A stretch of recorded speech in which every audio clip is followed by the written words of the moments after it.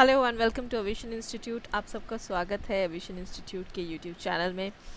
और मैं हूँ पल्लवी, आप सबकी फ्रेंड और गाइड। और मैं आप हर रोज़ आपको गाइड करती हूँ with top 10 vocabulary words that are based on the Hindu editorials. Okay, so again we are here today. We will again discuss top 10 vocabulary words with 3 idiomatic expressions, and this week we are doing other idioms. So, without any delay, let us start our class with a motivational line. Every day we start our session with a motivational line. So, let us see what is our motivational line for today. So, for today, our motivational line is learn to control your thoughts or your thoughts will control you. What is the meaning of this line? इस line का क्या meaning है? इस line का meaning जो है वो बहुत मीनिंगफुल है, बहुत काम आता है हमारे ज़िंदगी में, और इसका हमारे ज़िंदगी के साथ डायरेक्ट रिलेशन भी है। क्या है? Learn to control your thoughts और your thoughts will control you. आपको बहुत अच्छे से अपने थॉट्स को, मतलब अपनी चिंताओं को कंट्रोल करना पड़ेगा। इसीलिए सबसे पहले जो स्टेप आता है वो है सेल्फ काउंसलिंग। अगर आप सेल्फ काउंसलिंग करोगे तभी आप अपने थॉट्स को, अपनी चिंताओं को कंट्रोल कर पाओगे। अगर आप अपनी चिंताओं को कंट्रोल नहीं कर पाते हो, चिंताओं के ऊपर रोक नहीं लगा पाते हो, उनको अपने कंट्रोल में नहीं कर पाते हो अपने चिंता को, तो आपका जो चिंता है वो आपको कंट्रोल करने लगेगा। तो वो आपके सर के ऊपर चला जाएगा और आपको सारा टाइम चिंता चिंता चिंता ही होता रहेगा। you will be full of thoughts. Okay, you will be full of panic, you will be full of tension, right? तो अपने थॉट्स को कंट्रोल करना बहुत ज़रूरी बात होती है। थॉट्स को कंट्रोल कीजिए, अपने थॉट्स को, अपने चिंता को। चिंता जो ऐसी चीज़ है वो हर एक इंसान को होती है। ओके, हर एक इंसान को चिंता है, हर एक इंसान चिंता करता है, हर एक इंसान कुछ ना कुछ लेकर ट्रबल में रहता है, हर एक इंसान कुछ ना कुछ किसी ना किसी चीज़ को लेकर टेंशन में रहता है, पैनिक करता है। लेकिन चिंता एक ऐसी चीज़ है जिस पे आप रोक नहीं लगाओगे, जिसको आप रोकोगे नहीं, जिसको आप कंट्रोल नहीं करोगे। चिंता को कंट्रोल करना मतलब क्या है? मतलब चिंता को कंट्रोल करना मतलब ऐसा है कि चिंता जो चीज़ है वो हमेशा हमारे साथ चलती रहती है, हमारा पीछा नहीं छोड़ती। लेकिन अगर मैं सोचूं कि नहीं, मैं इस वक्त इस बारे में चिंता नहीं करूंगी, I will leave it on time, मैं इसको समय के ऊपर छोड़ूंगी। ओके, मैं चिंता नहीं करूंगी, अननेसेसरी टेंशन मैं नहीं लेने वाली। So that is when you are controlling your thoughts. Okay, but when you don't do this, जब आप ये नहीं करोगे, आप सेल्फ काउंसलिंग नहीं करोगे, आप नहीं सोचोगे, अपने आप को नहीं बोलोगे कि नहीं, मैं ये नहीं सोचूंगी अभी, मैं इसको समय के ऊपर छोड़ूंगी और समय के साथ जो होगा देखा जाएगा। ओके, अगर आप ये नहीं बोलोगे, then your thoughts will control you. तब देखोगे कि आपकी जो चिंता है वो आपको कंट्रोल कर रही है। किसी भी वक्त आपको कोई भी चिंता आ रही है, किसी भी वक्त आपको कोई भी पैनिक हो रहा है, कोई भी टेंशन हो रहा है, ये कैसे होगा, वो कैसे होगा, ये अभी तक नहीं हुआ, अब क्या होगा। Okay, these are unnecessary tensions. तो अगर आपका इस वक्त जो टेंशन, जो चिंता का ज़रूरत ही नहीं है, आज से जो 2 साल बाद का चिंता है, आप अभी उस चिंता को लेकर अपना तबीयत ख़राब कर रहे हो। So don't do that. Okay, that is unnecessary thoughts. So learn to control your thoughts or your thoughts will control you. This is a very, very, very meaningful line, I think so, and it's a very inspirational and motivational line as well. Alright, so let us start with this motivation. Let us start our session for today. So, what is our first vocab for today? Our first vocab is strut. Okay, strut is itself a verb जिसका meaning Hindi में होता है अकर कर चलना, और इन English you can से walk with a staff. Walk with a staff means एक एक लकड़ी के ऊपर अपना बैलेंस करके चलना। ओके, तो generally who have old aged persons who have problems in their limbs, in their legs, so they try to balance themselves in a staff and then walk. All right, so walk with a staff erect and apparently arrogant or conceived gait. Gait means a typical way of walking. Okay, तो मैंने आपको gate का meaning बताया, stiff का meaning बताया. Okay okay this should be अच्छा, walk with a stiff नहीं, this is a staff. Okay, staff का मीनिंग होता है लकड़ी, और एक यू कैन से इन हिंदी भी से लाठी. Okay, walking with a staff, not stiff. Okay, stiff means अकर के चलना. अगेन स्टिफ मीन्स अकर अकर के चलना, बट स्टाफ मीन्स विथ लकड़ी के ऊपर आप जोर डाल के चल रहे हो when you have problem in your limb. Okay, now synonyms इसके हो सकते हैं swagger, swank, parade, parade. Okay, antonyms इसके हो सकते हैं camouflages, disguises, masks, conceals. Okay, these can be the antonyms. So how to use strut in a sentence? Let's see. Strut: the rooster would strut in the yard when trying to impress the hens. Okay, so this is a very interesting example. Rooster means in Bengali we say rooster, in Bengali we say it's a morog, or basically roosters are a different kind of you say hens. Okay, there's a category of hens whose roosters are those who call. Okay, roosters call in the when dawn breaks, then roosters call. Okay, so kukuruku, somebody, the roosters call kukuruku. Okay, in the morning. Okay, when the sun rises, or you can say when dawn breaks, the rooster calls. Okay, so the rooster would strut in the yard. Strut in the yard means akar ke chalna. तो yard में, yard means you can say yard is a place in front of the house, in front of your home, or a small place, a small garden kind of a thing, or a small opening you can say, that is called yard. So in yard we generally sit, we generally take tea, or we generally play games. That is called the yard. Okay, or you can say it's a small garden, that is also a yard. Okay, so the rooster would strut in the yard when trying to impress the hens. तो वो कब strut करता है? When when trying to impress other hens. तो वो hens को जब impress करता है, so that is a male. Okay, rooster means a male hen basically. So when he tries to impress the hens, then he used to strut. Next number 2 is prelude. Prelude जो है ये खुद एक noun है जिसका meaning Hindi में होता है प्रस्तावना. Okay, in English you can say an action or event serving as an introduction to something more important. So an action or event serving as an introduction. तो कोई एक्शन जो सर्व कर रहा है as an introduction to something more important, तो किसी बहुत important किसी चीज़ का इंट्रोडक्शन का काम जो कर रहा है, that is called prelude. Okay, synonyms इसके हो सकते हैं preliminary, Overture, opening, preparation. Antonyms इसके हो सकते हैं completion, conclusion. Okay, so how to use it in a sentence? Let's see. Movie trailers are often used as a prelude to feature films. Okay, तो movie trailers जो है तो उनको use किया जाता है, मूवी ट्रेलर्स को यूज़ किया जाता है as a prelude. Prelude means as a opening. Okay, तो ये तो हाँ, कहावत क्या था वो कि ये तो बस ट्रेलर था. ओके, फिल्म अभी बाकी है. So we use the trailers for to prelude as a prelude to feature films. तो फिल्म्स के ओपनिंग के जैसे, फिल्म्स के प्रिलिमिनरी एक बस एक झलक दिखाने के लिए हम लोग ट्रेलर्स का इस्तेमाल करते हैं. That is called prelude. Okay, next is be little.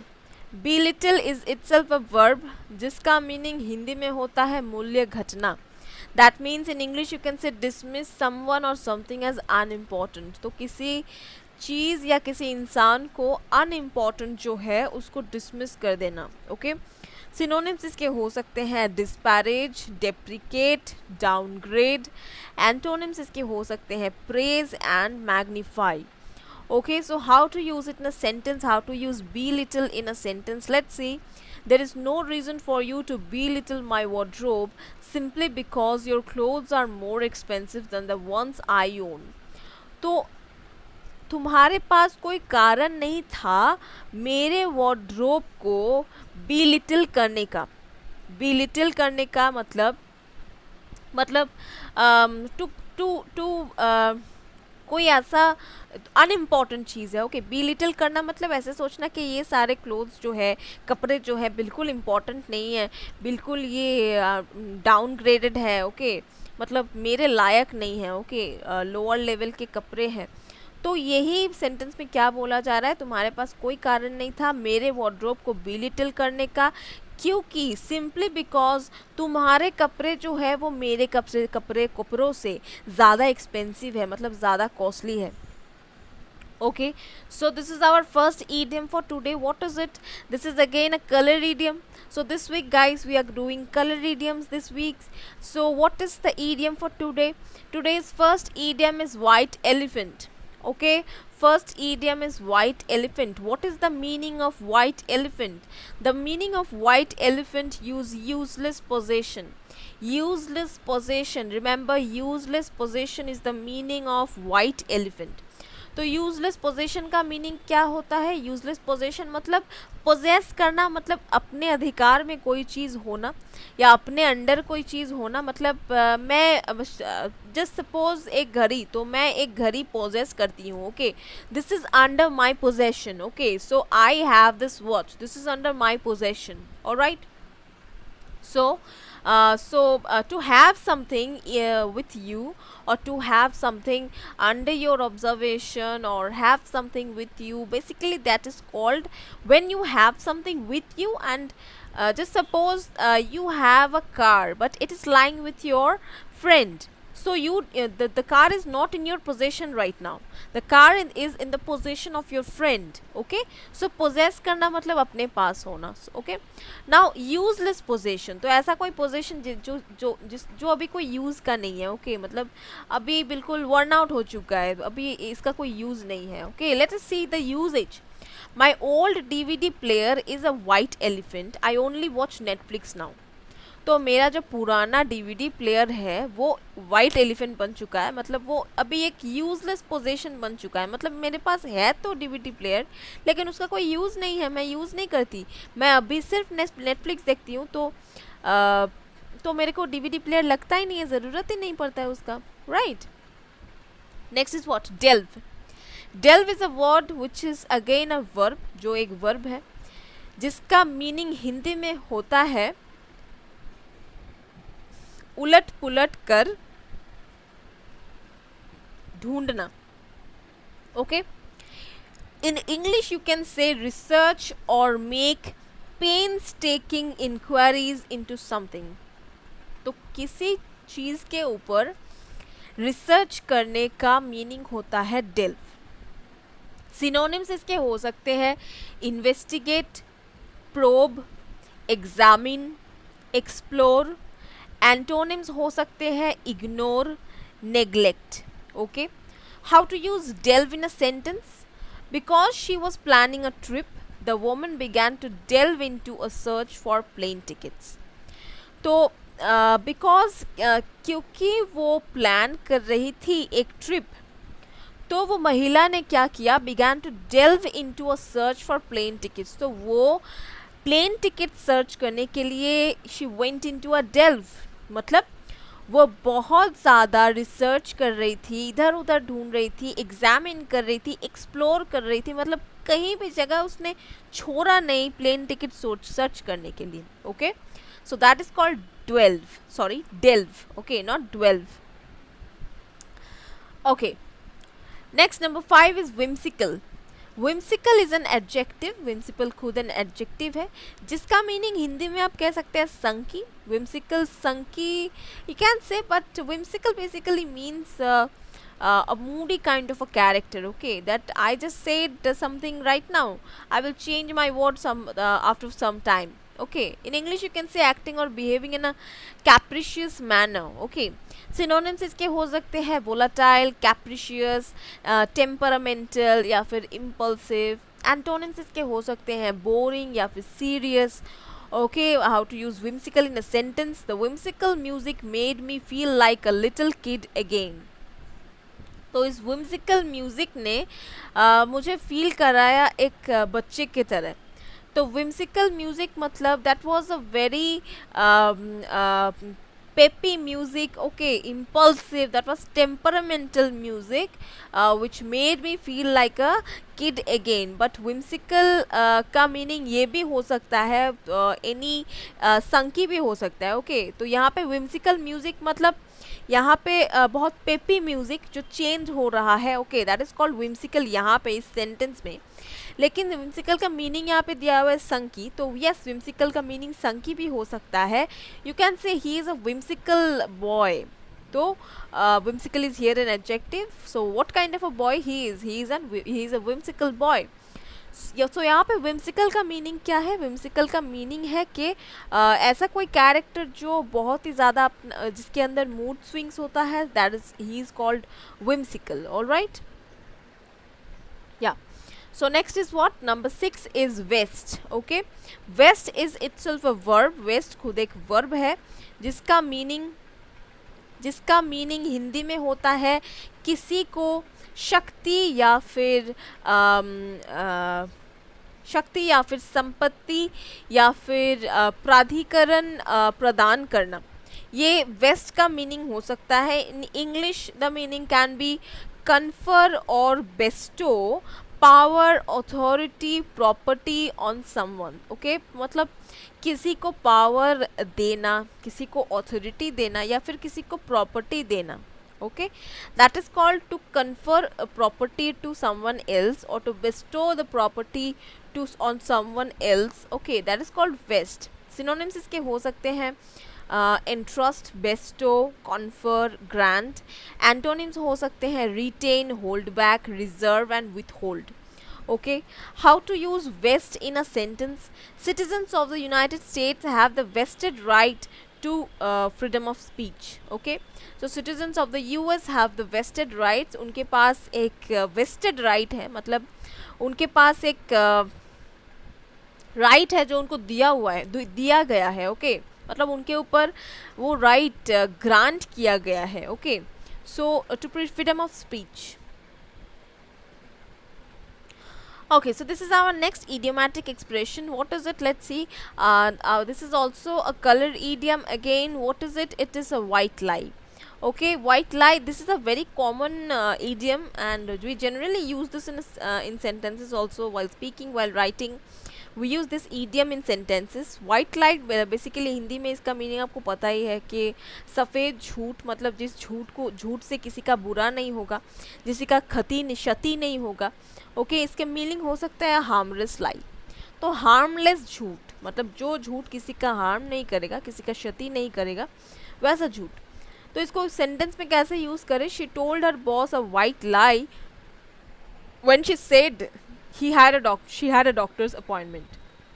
तो उसने उसके बॉस को एक सफ़ेद झूठ बोला जब उसने बोला कि उसके पास एक डॉक्टर का अपॉइंटमेंट था, इसीलिए उसको छुट्टी लेना पड़ा, okay. So that is a white lie, okay. तो इस झूठ की वजह से किसी का कुछ बुरा नहीं होने वाला, किसी को कुछ क्षति नहीं पहुंचने वाला, ओके। So that is called a white lie. Next is what? Number 7 is duress. Duress is itself a noun. Duress खुद एक नाउन है जिसका मीनिंग होता है अवरोध। In English you can say threats, violence used to coerce someone into doing something against their will। तो threat या फिर वायलेंस या फिर यूज टू कोर्स समवन मतलब किसी को अपने मर्जी के बगैर, अपनी मर्जी के अगेंस्ट कुछ कराने के लिए थ्रेट करना, वायलेंस करना या फिर कोर्स करना, मतलब फोर्सफुली किसी से कोई चीज़ कराना उसके इच्छा के अगेंस्ट। सिनोनिम्स इसके हो सकते हैं कोर्शन, कंपल्शन, एनफोर्समेंट। एंटोनिम्स इसके हो सकते हैं agreement, approval, consent, persuasion, okay. अब ड्यूरस को सेंटेंस में कैसे यूज करें? I think Rima was under duress when she signed the agreement, she never would have voluntarily accepted those conditions. तो जो सेंटेंस का मीनिंग क्या है कि मुझे लगता है कि रीमा ने जब ये एग्रीमेंट साइन किया था तब वो ड्यूरस में थी।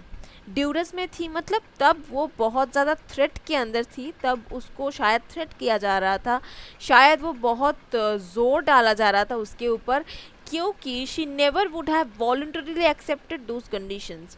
जो कंडीशंस एग्रीमेंट में लिखा हुआ था वो वॉलंटरीली मतलब अपने आप वो कभी नहीं उन कंडीशंस को मानती। Okay, next vocab is smug. Smug जो है वो खुद एक एडजेक्टिव है जिसका मीनिंग हिंदी में होता है आत्मसंतुष्ट। In English you can say having और showing an excessive pride in one self और वंस अचीवमेंट्स, मतलब अपने ऊपर बहुत ज़्यादा प्राउड फील करना या फिर अपने अचीवमेंट्स के ऊपर बहुत ज़्यादा प्राइड होना। ओके, सिनोनिम्स इसके हो सकते हैं बिग हेड, कॉन्सिटेडनेस या फिर ईगो या फिर वेन ग्लोरी। एंटोनिम्स हो सकते हैं डिफिडेंस या फिर बैशफुलनेस, डिम्योरनेस, शाइनेस, ये सारे हो सकते हैं एंटोनिम्स। अब सेंटेंस में इसको कैसे यूज़ करें? To make matters worse she was so damned smug and unprofessional about it. तो मैटर को वर्स करने के लिए मतलब मैटर्स को और ज़्यादा ख़राब बनाने के लिए she was so damned smug, तो वो बहुत स्मग थी। मतलब जो चीज़ों को बहुत ज़्यादा ख़राब और ज़्यादा ख़राब करने के लिए वो बहुत ज़्यादा उसका एटीट्यूड स्मग था, मतलब उसका एटीट्यूड बहुत ऐसे था, मतलब मैं बहुत प्राउड हूँ, एंड अनप्रोफेशनल था, उसका एटीट्यूड बहुत अनप्रोफेशनल था क्योंकि वो चीज़ों को बिगाड़ना चाहती थी। Okay, next is upkeep. Upkeep जो है ये खुद एक नाउन है जिसका मीनिंग होता है अनुरक्षण। ओके, in English you can say the act और activity of keeping something in an existing and usually satisfactory condition. तो ऐसा कोई एक्ट जिसके वजह से किसी चीज़ को हम एग्जिस्टिंग या फिर सेटिस्फैक्टरी कंडीशन पे रखना चाहते हैं। ओके, सिनोनिम्स इसके हो सकते हैं मेंटेनेंस, प्रोटेक्शन, कंजर्वेशन। एंटोनिम्स हो सकते हैं नेग्लिजेंस, डैमेज या फिर डेमोलिशन।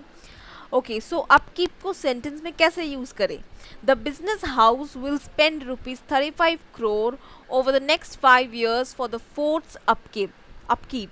तो ये जो बिजनेस हाउस है वो 35 करोड़ रुपए स्पेंड करेगा ओवर द नेक्स्ट 4 years, मतलब आने वाले 5 साल में ऑन द फोर्ट्स अपकीप, मतलब जो शायद फोर्ट है यहाँ पे वहाँ पे, तो उस फोर्ट के अपकीप के लिए मतलब प्रोटेक्शन या फिर कंजर्वेशन बोल सकते हैं, मतलब उसको कंजर्व किया जाएगा उस फोर्ट को। वो फोर्ट शायद बहुत पुराना कोई ऐतिह्य है और बहुत पुराना कोई कल्चर जुड़ा है वहाँ के उस फोर्ट के साथ, तो उस फोर्ट को कंजर्व किया जाएगा। ओके, सो बिजनेस हाउस उसमें 35 crores लगाएगा नेक्स्ट 5 years में। what is our next just a second, what is our next vocab for today? Our next vocab is gnaw। gnaw जो है ये खुद एक वर्ब है जिसका मीनिंग हिंदी में होता है कष्ट देना। इन इंग्लिश यू कैन से कॉज परसिस्टेंट डिस्ट्रेस और एंग्जाइटी। तो डिस्ट्रेस या फिर एंग्जाइटी कॉज करना मतलब एंग्जाइटी होना। सिनोनिम्स इसके हो सकते हैं नैग, टॉर्मेंट या फिर बॉदर, फ्रेट, ये सारे सिनोनिम्स हो सकते हैं। एंटोनिम्स हो सकते हैं mitigate, pacify, assist, ameliorate. And how to use gnaw in a sentence: the anxieties about my future continue to gnaw at me। तो मेरे फ्यूचर को लेके मेरे जितने एंग्जाइटीज़ हैं, एंग्जाइटीज़ मतलब पैनिक, टेंशन, फालतू की चिंता, फ्यूचर को लेके मेरे जितना है, कंटिन्यू टू ग्नॉ एट मी, मतलब वो कंटिन्यू होते रहे, वो मेरे तरफ ग्नॉ करते रहे मतलब मुझे बॉदर करते रहे, मुझे परेशान करते रहे। So that is what continue to gnaw at me means. Continue to gnaw at me means मुझे परेशान करते रहे मेरे फ्यूचर के टेंशन, मेरे फ्यूचर के anxieties. Okay, so this is our last idiomatic expression for today, last idiom for today. What is it? It is again a color idiom. What is it? yellow bellied। yellow bellied मतलब पेट तो yellow नहीं हो सकता, bellied, yellow bellied, no, so pet cannot be yellow। so what is the meaning of yellow bellied? The meaning of yellow bellied is cowardly, मतलब बहुत डरपोक। Okay, तो डरपोक किस्म का कोई आदमी होता है तो उसको हम लोग येलो बेलीड पर्सन कह सकते हैं, जिसका पेट येलो है, बिल्कुल नहीं। तो ये एक इनर मीनिंग है। इनर मीनिंग क्या है? कावर्डली, मतलब डरपोक। तो चलिए देखते हैं येलो बेलीड को सेंटेंस में कैसे यूज़ करें। Don't be so yellow bellied इतना डरपोक मत बनो. It's only a small spider. ये बिल्कुल एक छोटा सा मकड़ी है. So don't be so yellow bellied. इतना डरपोक क्यों बन रहे हो? इतना डरपोक मत बनो. ओके, डरपोक मत बनो. Don't be so yellow bellied. Okay, ये बस एक छोटा सा मकड़ी है. It's just only a small spider. Okay, so guys, this was our 10 top 10 vocabulary words based on the Hindu editorials for you today. And I hope you liked the vocab session, as well as you also liked the idiom session, which we bring to you every day.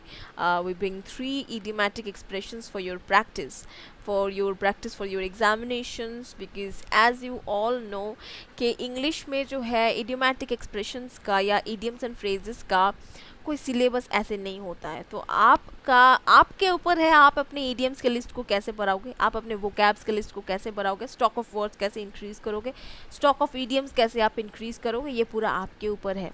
Okay, nobody, there is no syllabus of vocabulary or idiomatic expression, because it's not grammar कि आपने rule पढ़ लिया और आपको rule के अनुजाई आप उसको बैठा दिया तो वो right. This is not that. Okay, this is not grammar, this is vocab.